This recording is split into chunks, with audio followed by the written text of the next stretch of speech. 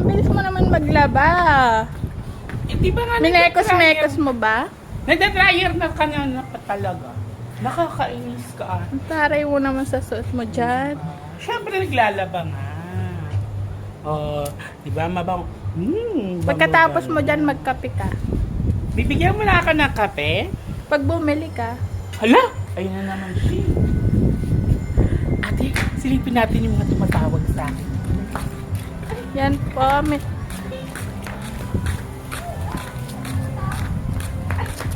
Niya ako. Niya ako eh.